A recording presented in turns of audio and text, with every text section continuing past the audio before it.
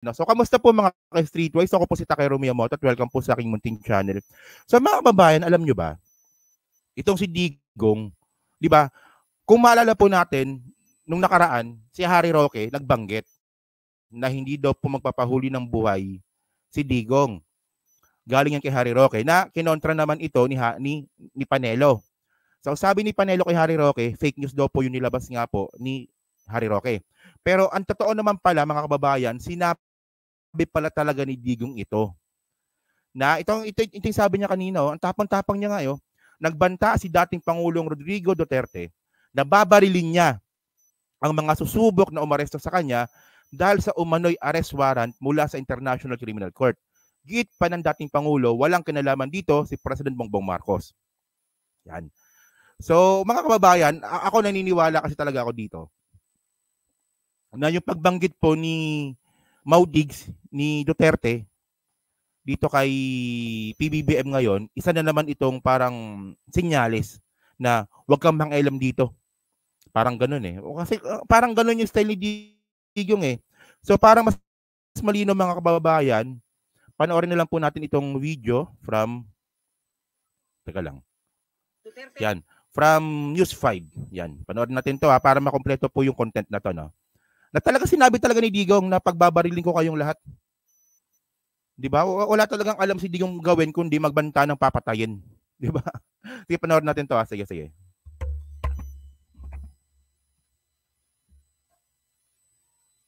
Duterte na babarilin niya ang mga susubok na umaresto sa kanya dahil sa umano'y arrest warrant mula sa International Criminal Court. Git pa ng dating Pangulo, walang kinalaman dito si Pangulong Marcos. Narito ang report. Si dating Pangulong Rodrigo Duterte na mismo ang nagsabi, hindi siya magpapahuli ng buhay sa International Criminal Court. Sa gitna ito ng impormasyong may arrest warrant na laban sa dating Pangulo mula sa ICC. Sa isang panayam sa radyo, iginiit ni Duterte na walang jurisdiction sa Pilipinas ang ICC. Yan din ang sinabi ni Pangulong Bongbong Marcos noon. They do not have the jurisdiction over the case. Walang pakialam ang ICC sa akin. At hindi nila ako mahuli talaga. Mahuli nila ako patay. Nagbanta rin si Digong sa mga susubok na hulihin siya. Kaya pagpunta nila ako, arestuhin nila ako dito, magkabarilan talaga yan. At uubusin ko yung mga niya. Kung gusto man sila magtangka talagang pumasok, tunahin ko na sila muna. Kayong mga sundalo, tumabi muna kayo kasi hindi niyo ito away. Naniniwala naman si Duterte na walang kinalaman si Pangulong Marcos sa umano'y arrest warrant sa kanya. Sa katunayan, hindi niya raw kailangan ang tulong ng Pangulo. Let me be very clear on this also. Mr. Marcos has nothing to do with the ICC. As a matter of fact, I am not asking for his help. He was not the one who asked the ICC to come here to investigate. Ako na ang bahala sa sarili ko dito. I will deal with the ICC myself. Naman, yung puhulihin ng ICC. Nang tanungin naman ang Assisting Counsel to the ICC na si Attorney Cristina Conti, maaari naman daw maglabas ng arrest warrant ang ICC. Ang warrant of arrest ay maaaring i-issue talaga ng International Criminal Court kapag panahon na at umaga eksakto na kailangang mag-cooperate ang isang akusado o isang iniimbestigahan sa investigation or kapag siya ay kakasuhan na magsisimula na ang trial. So it is more like a summons o patawag na, sige nga, can you shed light on what happened or what you did? Sa ngayon, gumugulong pa rin ang investigasyon ng ICC. Pero kumbaga sa Pilipinas, nasa preliminary investigation pa lang daw ito. What I can confirm is that the investigation in the Philippines is ongoing. Okay? Whether they came here physically or not, that is something for them to confirm or to speak on. Naunang sinabi ng Philippine National Police. Yan, so mga kababayan, so dito natin makikita yung pagiging war freak po talaga ni dating Pangulong Duterte. So malinaw naman kasi mga kababayan, ang akala kasi ni Digong nung siya ay presidente na yung utusan niya na pumatay po ng mga tao, yung mga polis, ang akala niya kasi walang balik sa kanya. O so ngayon na na hinahabol siya ngayon ng ICC at nilinaw po talaga ni Attorney Cristina Conti. Si Attorney Cristina Conti po kasi siya po ay isang legal counsel po ng ICC. So nilinaw po talaga at kinonfirm po talaga ni Cristina Conti yung mga information po galing kay Trillanes na yung ICC po talaga ay nag-iimbestiga na. So kapag nag-iimbestiga na, ibig sabihin nun, may nasimulan na sila. Okay. So ngayon mga kababayan, alam niyo ba kung ano yung nakakatakot talaga dito? Yung sinabi ni Digong na pagbabarilin niya raw po yung mga aresto sa kanya, especially nga po yung ICC. So ngayon, isipin niyo lang mga kababayan, kung sakali man na Interpol yung manghuhuli kay Digong at si Digong po ay nakapatay po ng Interpol, so magiging masama na naman tong imahe sa bansa natin. At mga kababayan, ang sobrang linaw kasi dito, mayroon pong kakayahan si Digong na gawin yan. Di ba? Mayroon pong kakayahan si Digong na gawin yan na pagbabarilin nga po yung mga aresto sa kanya. Okay? Kasi nga po mga kababayan, alam naman po natin na si Digong po ay mayroon po siyang 300 barel. Di ba? Duterte got license for over 300 guns 2 weeks before his term ended. Yan. Alam na natin itong mga kababayan, hindi na po ito tago na bago po matapos yung termino ni Digong, yan pong 300 na baril po is nakatago lang po yan dyan po sa bahay niya sa Davao. At yung pagrehistro nga po ng mga baril nga po ni Digong, legal po yan. Kasi po, paano naging legal yan? Yung batas po na mismo na nag-aproba para magkaroon nga po siya ng lisensya sa 300 baril, siya rin yung pumirma. Oh. Ay nako Digong, Diyos ko ka. So mga kababayan, ito po yung mga baril po ni Digong base po sa record po, no? So meron siyang 222 na pistola, tapos meron siyang rifle, yung mga Armalite.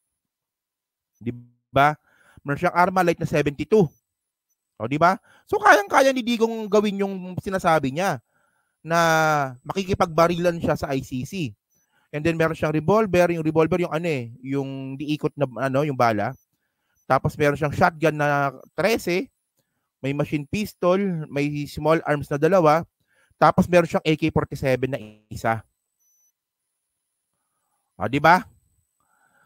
So doon nga po sa sinasabi nga po ni Trillanes na kailangan kumpiskahin ng gobyernong ito yung mga baril ni Digong, ako naniniwala ako na dapat niyang gawin kasi especially ang dami na nga ngayong binabanggit ni Digong na ihiwalay nga raw po yung Mindanao, and then ngayon naman pagbabarilin niya raw po yung ICC.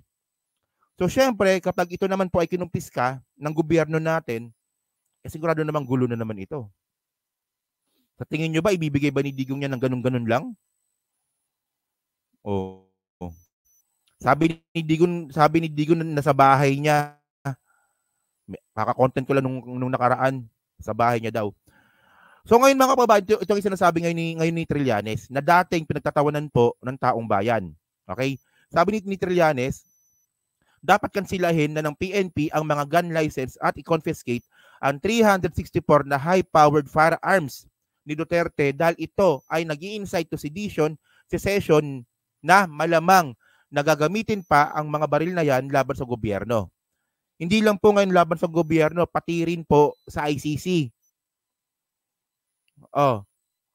So, ito lang sinasabi ko mga kababayan. Yung mga ganyang klaseng mga bagay po kasi, hindi ko lang po talaga maintindihan sa mga DDS kung bakit patuloy pa rin nilang sinusuportahan itong walang yang Duterte na to. Kasi, ako, noong mga nakaraang panahon, medyo naintindihan ko pa sila na malamang makadigong nga talaga sila. Pero ngayon kasi sa pagkakataon na to, para ipagtanggol mo si Digong, kailangan mo tanggalin yung common sense mo. Kailangan mo tanggalin yung critical thinking mo, kailangan mong tanggalin yung kaperasong katalinuhan mo, yung natitirang katalinuhan mo para ipagtanggol si Digong. Kasi mga kababayan, sobrang linaw na kung kayo po ay patuloy na pinagtatanggol si Digong, tanga-tanga talaga kayo. Alam nyo nang mali, pinagtatanggol nyo pa. Tama ba yon na sabihin niya na papatay siya ng tao? Tama ba yon? Tama ba yon na meron siyang sangkaterbang mga baril at yung batas po na para magkaroon po siya ng lisensya sa mga baril na yan, galing din sa batas na pinirmahan niya rin? At pati yung secession na yan? Yan ang sinasabi ko sa inyo eh. And then mga kababayan po kasi, ito may ebidensya naman tayo dito. Ito nako-content ko na to madalas eh. Teka lang Ito yung sinasabi ko po sa inyo. Ito nga po yung batas na pinirmahan ni Digong. Ito yung Republic Act 11766. Di ba? Itong Republic Act 11766 po na to, ito po an act fixing the validity period of the license to own and possess registration, and permit to carry firearms outside of residence or place of business, amending for the purpose of Section 7 and Section 19 of Republic Act Number 10591, otherwise known as the Comprehensive Firearms and Ammunition Regulation Act. So ito po ay napirmahan noong May 6, 2022. Nung bago po siya matapos yung termino niya bilang presidente. O May 6, June 30 po, June 30 natapos yung termino ni Digong. So isang buwan. Isang buwan mahigit lang. So ibig sabihin nun 6 na linggo. 6 na linggo bago matapos yung termino ni Digong, pinasa niya yung batas po na yan. So syempre 2022 ang pumirma po niyan si Digong.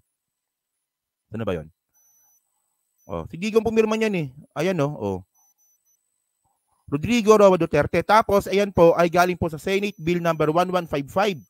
Na yung Senate Bill 1155 po na yan, ang mga yung mga gumawa po niyan, kasama po diyan si Amy Marcos. Oh. So ngayon mga kababayan, actually kung akala kasi ng iba kung akala kasi ng iba na ay wala yan, parang binabaliwala lang to na ay si Digong ano yan. Hindi niya naman gagawin yan, katangahan niyo yan. Kasi unang-una kasi mga kababayan, meron pong kakayahan si Digong para gawin nga yung banta niya.